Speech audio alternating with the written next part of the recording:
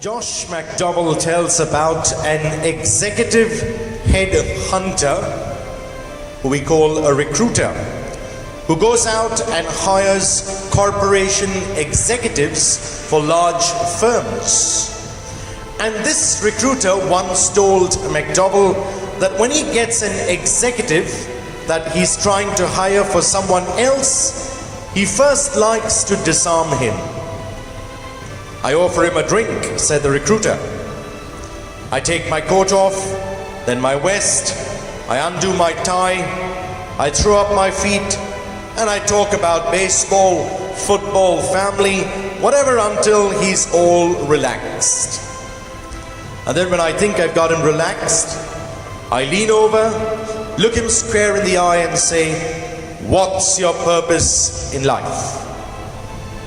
It's amazing, continued the recruiter, how top executives just fall apart at that question. Then he told about interviewing one fellow quite recently. He had him all disarmed, had his feet up on his desk, talking about football, and then the recruiter leaned over and said, "What's your purpose in life, Bob?" And the executive who was being recruited said, without blinking an eye, "To go to heaven and take as many people with me as I can." "For the first time in my career," said the recruiter, "I was speechless."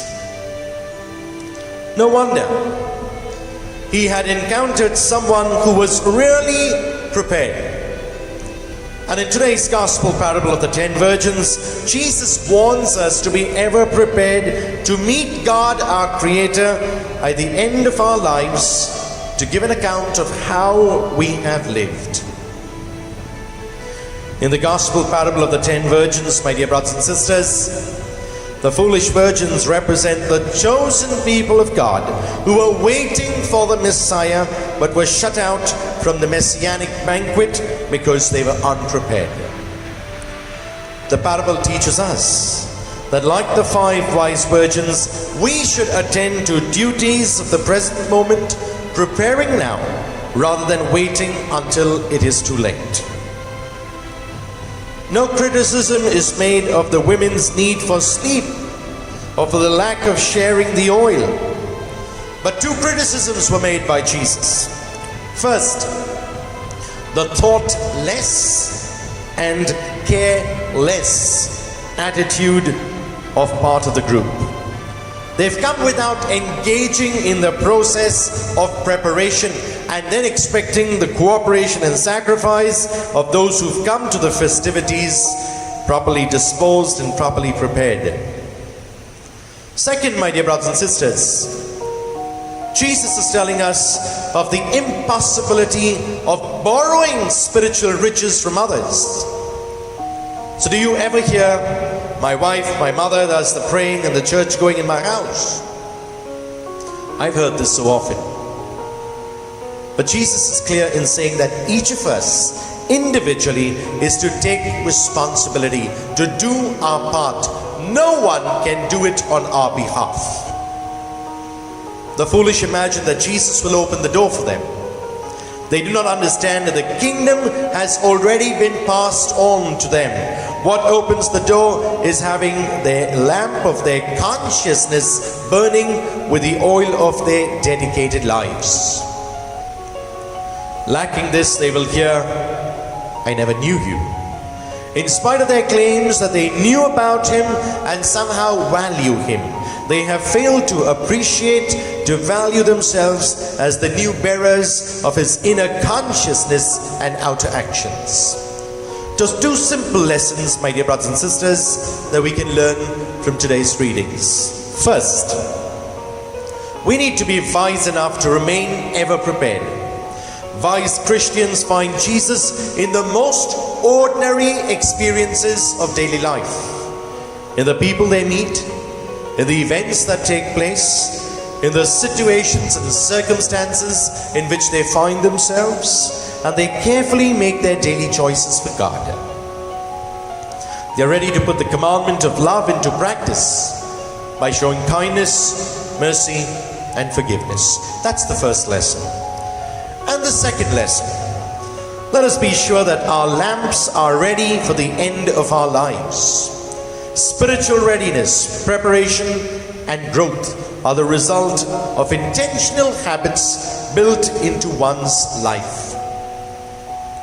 We cannot depend on a Sunday Mass or a morning prayer service to provide all of our spiritual needs. We cannot depend on Christian fellowship, on our small Christian community gatherings to provide us with spiritual development. The meeting of spiritual needs and spiritual development itself come through routine, mundane attention to ordinary spiritual disciplines. Make sure we have enough oil or spiritual fuel, oil of compassion and mercy, oil of patience, sympathy and forgiveness.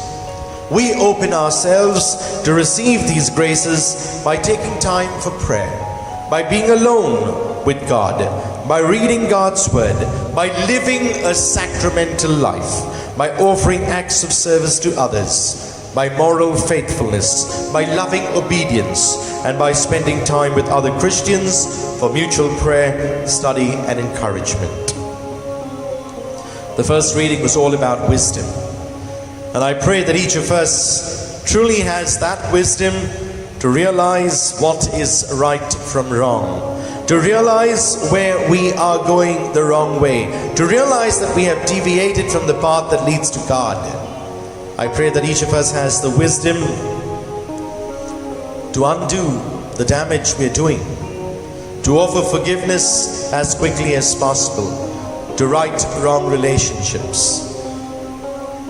I pray that each of us truly is blessed with wisdom to know the difference between the voice of the evil one and the voice of God that constantly whispers into our ears. The days are growing shorter. The cold weather is already beginning. The church year is coming to an end. And that is the mood for today's readings. Darkness descending on Jesus and coldness of hearts on those who do not listen to his call. Not exactly, my dear brothers and sisters, a warm parable for a chilled heart, but surely a warm invitation to a warm, bright banquet hall for a listening disciple.